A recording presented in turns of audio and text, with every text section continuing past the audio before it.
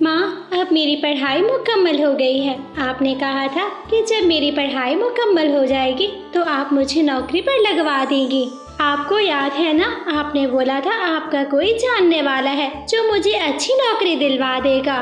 गुड़िया बेटी, सागर वाले जंगल में जाओ आप, वहाँ आपका चाचा रहता है। आपका चाचा एक बड़ा ऑफिसर है, वो आपको भी नौकरी दिलवा देगा। जाओ बेटा, चाचा जी के पास जाओ। फिर दूसरे दिन गुड़िया अपना सामान बांधती है। अपनी माँ से मिलने के बाद वो घर से चली जाती है। गुड़िया, गुड़िया बेटी, कहाँ जा रही हो? गौरी आंटी, मेरी पढ़ाई मुकम्मल हो गई है। अब मैं दूसरे जंगल अपने चाचा जी के पास जा रही हूँ। वो मुझे किसी नौकरी पर लगवा देंगे। देखती हूँ तुम्हारे चाचा जी तुम्हें कैसी नौकरी दिलवाते हैं। गरीब हमेशा गरीब ही रहते हैं। अच्छा है कि गरीब कभी अमीर होने के ख्वाब भी ना देखे। ऐसा कहते हुए गौरी कभी अपने घर चली जाती है। गुड़िया भी अपनी राह लेती है। गुड़िया जल्द ही अपने चाचा जी के घर पहुंच जाती है। चाचा जी, मेरी पढ़ाई मुकम्मल हो गई है। मम्मा ने आपसे बात तो की होगी ना कि जब गुड़िया की पढ़ाई मुकम्मल होगी तो आप उसको नौकरी दिलवाएंगे। इससे पहले कि गुड़िया का चाचा कोई बात करता, उसकी चाची ही बोल पड़ती है। गुड़िया बेटी, तुम्हारे जंगल में तो तुम्हें 1000 काम मिल सकते हैं, पर यहाँ पर तो तुम क्या करोगी? ये जंगल तो बहुत महंगा है। यहाँ पर महंगी महंगी ब्रांडेड चीजें मिलती हैं। अपनी चाची की ऐसी बात सुनकर गुड़िया तो निराश हो जाती है। पति जी, आप जरा मेरे साथ अंदर आइए, मैंने आपसे अकेले में कोई बात करनी है। चाचा की पत्नी अपने पति को दूसरे कमरे में लेकर आ जाती है। ये गरीब है, इसको गरीब ही रहने दो। अगर इसकी नौकरी लगवाओगे तो फिर जंगल में इसकी वाह हो जाएगी। आज लोग हमें सलाम करते हैं, हमारी इज्जत करते हैं, फिर तो कोई हमें जानेगा भी नहीं। सोच तो मैं भी यही रहा हूँ। अगर मैं गुड़िया को नौकरी दिलवा देता हूँ तो जंगल के पक्षी इसी की ही इज्जत करेंगे, हमारी बराबरी करने लग जाएगी ये। मैं भी तो यही कहना चाह रही हूँ कि अपनी भतीजी को वापस भेज दो, कोई ना कोई बहाना कर दो। गुड़िया बेटी, मैं तो आपको यही सलाह दूंगा कि आप अपने जंगल में वापस चली जाओ। आज के दौर में नौकरी मिलना बहुत मुश्किल काम है। अपने कागजात दे दो, जब नौकरी मिलेगी तो हम बुलवा लेंगे तुमको। फोन कर दूंगी गुड़िया बेटी, मैं खुद तुम्हारी माँ को टेलीफोन करके बता दूंगी। चाचा जी, जैसे आपको बेहतर लगे, मैं अपने जंगल वापस जा रही हूँ। ऐसा कहती हुई गुड़िया अपने कागजात चाचा जी को देकर घर वापस आ जाती है। गुड़िया बेटी, क्या हुआ, आप वापस क्यों आ गई हैं? मम्मा, चाचा जी ने कहा कि जब नौकरी मिलेगी तो वो आपको टेलीफोन कर देंगे। उन्होंने मुझे घर भेज दिया है। माँ तो माँ होती है, वो तो गुड़िया की शक्ल देखकर ही पहचान गई थी कि गुड़िया खुश नहीं है। गुड़िया बेटी, क्या आपका चाचा आपसे मिलकर खुश हुआ था? नहीं मम्मा, चाचा और चाची मुझे देखकर बिल्कुल भी खुश नहीं हुए थे। उन्हें शायद बुरा लगा था मेरा वहाँ जाना। आप चिंता न करें मम्मा, मैं इसी जंगल में कोई नौकरी ढूंढ लूंगी। फिर गुड़िया दिन रात एक कर देती है, अपने जंगल की हर एक फैक्ट्री में जाती है, परंतु गुड़िया को नौकरी नहीं मिलती। गुड़िया आखिरी बार कबूतर चाचा की फैक्ट्री में जाती है। कबूतर चाचा भी उसको नौकरी देने से इनकार कर देता है। थक हार कर गुड़िया अपनी मम्मा के पास आती है और उसे कहती है, मम्मा, मैंने फैसला कर लिया है, मैं कोई नौकरी नहीं करूँगी, मैं मिट्टी के बर्तन बनाकर ही बेचा करूँगी। गुड़िया बेटी, अगर तुमने काम अपनी माँ वाला ही करना था तो फिर इतना पढ़ने की क्या जरूरत थी? ये काम तो मैं भी अच्छे से कर लेती हूँ। मम्मा, मैं पढ़ी लिखी हूँ, मेरा काम करने का तरीका अलग होगा और मुझे मुनाफा भी ज्यादा होगा। फिर अगले दिन गुड़िया अपने घर के बाहर बैठी हुई थी। वो मिट्टी के बर्तन बना रही थी, कभी गमले बनाती तो कभी बच्चों के खेलने के खिलौने बनाती। गुड़िया की मम्मा साथ रखे हुए गीले बर्तन उठा कर धूप पे रख रही थी। गौरी कभी रानो चिड़िया और गुड़िया को काम करता हुआ देख लेती है और उनके पास आ जाती है। लग गई तुम्हारी बेटी अफसर, क्या फायदा हुआ इतना पढ़ने लिखने का? चिड़िया, मैं ना कहती थी कुम्हारन की बेटी कुम्हारन ही बनेगी, अफसर नहीं बनेगी। गौरी, मेरी बेटी पढ़ी लिखी है, आला तालीम याफ्ता है मेरी गुड़िया। हाँ, वो तो मैं देख रही हूँ कि पढ़े लिखे घड़े बना रही है, बड़े गोल गोल अच्छे तरीके से। पढ़ी लिखी गुड़िया के पढ़े लिखे घड़े, पढ़ी लिखी गुड़िया के पढ़े लिखे घड़े। ऐसे गोरी कभी मम्मा चिड़िया और गुड़िया का मजाक उड़ाती है। मजाक उड़ाते बातें सुनाती वहाँ से चली जाती है। गुड़िया बेटी, इसी दिन से तो मैं डरती थी। मैं तुम्हें कहती थी कि पढ़ लिख कर कुछ बन जाओ, कोई नौकरी कर लो। सारी उम्र मैंने भी यही मिट्टी के बर्तन बनाए हैं, लोगों की जली कटी बातें सुनी हैं। अब तुम्हें भी सुननी पड़ेंगी। तुम भी अपनी माँ की तरह ये छोटा काम करोगी तो हर पक्षी तुम्हें ताना देने को आएगा। मम्मा, कोई भी काम छोटा या बड़ा नहीं होता। जब कोई काम करने वाला अच्छा होता है तो वो काम को भी अच्छा कर देता है। मैं भला क्यों घर के बाहर नौकरी ढूंढूं मम्मा? मेरे घर में एक अच्छा सा काम तो है ना। काफी दिन गुजर जाते हैं। गुड़िया बहुत मेहनत कर रही थी। वो दिन में कई मिट्टी के बर्तन बना लेती है, परंतु कोई भी ग्राहक नहीं आता। एक दिन हरे रंग का मिठू तोता उसके पास आता है। गुड़िया, मुझे एक गमला चाहिए, मुझे गमला दे दो। तोते अंकल, ये वाला गमला बहुत मजबूत है, इससे पानी भी बाहर नहीं निकलेगा। आप ये वाला गमला लेकर जा सकते हैं। तोता वो गमला उठाकर वहाँ से चला जाता। नदी के पास कूकू और चीलू बैठे हुए थे। मम्मा चिड़िया रोते हुए वहाँ आती है और वहाँ बात करने लगती है। मम्मा क्या हुआ आपको? आप क्यों रो रही हैं?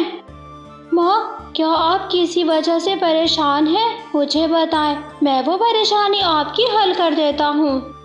चीलू बेटा, आज मेरे पास जंगल का सबसे बुरा पक्षी कालू कौवा आया था। वो मुझे कह कर गया है कि मैं आपको घर से निकाल दूं, वरना वो मेरे साथ बहुत बुरा करेगा। मैं बहुत मजबूर हूँ चीलू बेटा, मैं क्या करूँ? मम्मा, आप मेरी वजह से परेशान मत हो। मैं जा रहा हूँ। मेरी माँ की आंखों में आंसू ना पड़े। मैं वहीं अपने घोंसले में जाकर रहूँगा। आप मुझसे मिलने वहीं आती रहना। मम्मा, मैं चीलू के बिना नहीं रह सकता। कुकू बेटा, मैं कैसे दूसरे पक्षियों के साथ दुश्मनी मोल लूं? बस हमें इस पक्षियों के साथ वैसे रहना है जैसे ये चाहते हैं। चीलू वापस चला जाता है। मम्मा चिड़िया और कुकू उदासपन के साथ अपने घर आ जाते हैं। चीलू जाकर अपने घोंसले में लेट जाता है। वो सारी रात सो नहीं पाता। वो उदास रहता है। उसको आज पता चलता है कि उसकी माँ मर गई है, क्योंकि चिड़िया ने तो उसको अपनी माँ की तरह पाला था। ऐसे ही कुछ दिन गुजरते गए। फिर 5 दिनों के बाद कालू कौवे का बेटा जग्गू, कबूतर का बेटा कीकी और मिठू तोते का बेटा छोटा तोता बाहर खेलते खेलते पहाड़ों की ओर चले जाते हैं। वो तीनों वहाँ पर बैठे बातें कर रहे थे कि वहाँ पर आवारा 2 उल्लू आ जाते हैं। भाई, इन छोटे पक्षियों के पैसे तो हमें ज्यादा मिलेंगे। क्या ख्याल है आपका? अगर हम इनको पकड़ कर ले जाते हैं तो हमारी जिंदगी आसान हो जाएगी। ना जाने कितनी कितनी मुश्किलें खत्म हो जाएंगी। भाई, हम इनमें से एक तो बच्चा बेच देंगे और बाकियों से काम करवाएंगे। उम्र भर के लिए मुफ्त के नौकर मिल जाएंगे भाई हमको। ऐसे वो 2 उल्लू आपस में बातें करते हैं। उड़ते हुए उन तीनों पक्षियों के बच्चों के पास आ जाते हैं। उन पर एक मजबूत जाल डाल देते हैं। चीलू भी ये सब बैठा कुछ ही फासले पर देख रहा था। चीलू तुरंत उड़ते हुए वहाँ पर आ जाता है। अगर तुम अपनी जान चाहते हो तो इन बच्चों को छोड़ दो, वरना मैं तुम्हें जान से मार दूंगा।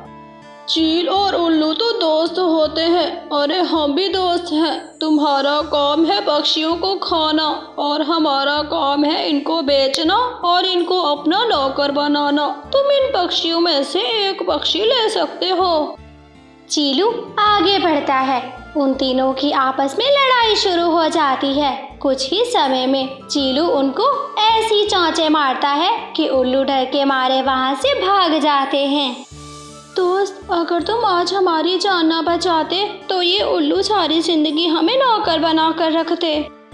हाँ दोस्त, पर मैं जो कुछ भी कर लूँ सब यही समझते हैं कि मैं एक मांस खाने वाला पक्षी हूँ। मैं कभी दूसरे पक्षियों के साथ दोस्ती नहीं कर सकता। फिर वहाँ पर उड़ते हुए गोरी कवि और कालू कौवा आ जाते हैं। चीलू बेटा, हमें माफ कर दो। हमें आज पता चल गया है कि तुम हमारे बच्चों के दुश्मन नहीं हो, इनके दोस्त हो और तुम मांस नहीं खाते हो। चलो चीलू बेटा, हम तुम्हें लेने आए हैं। ऐसे सारे पक्षी जंगल वापस चले जाते हैं। चिड़िया माँ अपने बेटे चीलू को देखकर बहुत खुश थी। चीलू जल्दी से अपनी माँ के पास जाता है और अपनी माँ के गले लग जाता है। फिर चीलू अपनी माँ चिड़िया के साथ रहने लग जाता है और वो सारा जीवन अपना खुशियों भरा गुजारते हैं। मम्मा चिड़िया ने अपनी लकड़ियों की गठरी बना ली थी। मम्मा, हमारी लकड़ियाँ तो इकट्ठी हो गई, अब हम दाना ढूंढ लेती हैं। गुड़िया बेटी, मैंने कल नदी के पास कुछ चावल के दाने देखे थे। हम वहाँ जाती हैं, वो चावल के दाने लाती हैं। वापसी पर अपनी लकड़ियाँ उठा कर ले जाएंगी घर। फिर मम्मा चिड़िया और गुड़िया नदी के पास चली जाती हैं। उसी जंगल में रहने वाले कौवा और कौवी वो भी लकड़ियाँ ढूंढ रहे थे। फिर गोरी कौवी की नजर उन लकड़ियों पर जाती है जो मम्मा चिड़िया अभी अभी इकट्ठी करके रख के गई थी। कालू, कालू जी, वो देखो, सामने देखो। अब हमें मेहनत करने की जरूरत नहीं है। सामने कोई पक्षी लकड़ियाँ रख कर गया है, हम वही लकड़ियाँ ही उठा लेते हैं। हाँ, लकड़ियाँ उठाकर जल्दी जल्दी यहाँ से भाग जाते हैं। फिर कौवा अपने पेट पर वो लकड़ियाँ उठाता है। कौवा और कौवी अपने घर की ओर भाग जाते हैं। मम्मा, मम्मा वो देखे, कौवा अंकल लकड़ियाँ लेकर जा रहा है। कहीं वो हमारी लकड़ियाँ तो नहीं उठा कर ले जा रहा। गुड़िया बेटी, जल्दी चलो, हम जाकर देखती हैं हमारी लकड़ियाँ रखी भी हैं या फिर उठा ली। फिर माँ बेटी जब उसी जगह पर वापस आती हैं तो उनकी काटी हुई लकड़ियाँ वहाँ पर ना थी। वही हुआ जिसका डर था। अब वो कभी कहाँ हमारी लकड़ियाँ हमें वापस करेंगे। क्यों नहीं करेंगे मम्मा, हम उनके घर जाकर उनसे बात करते हैं। फिर मम्मा चिड़िया अपनी बेटी को लेकर उनके घर जाती है। कालू कौवा अपनी छत की मरम्मत कर रहा था। कालू ये लो, ये बड़ी वाली लकड़ी छत पर लगा दो और कील अच्छे से लगा देना।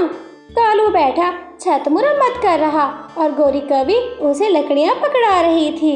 वाह वाह, क्या बात है, बिना मेहनत की ही लकड़ियाँ मिल गई हैं ना आप लोगों को। छोटी चिड़िया, हम कभी मेहनत नहीं करते।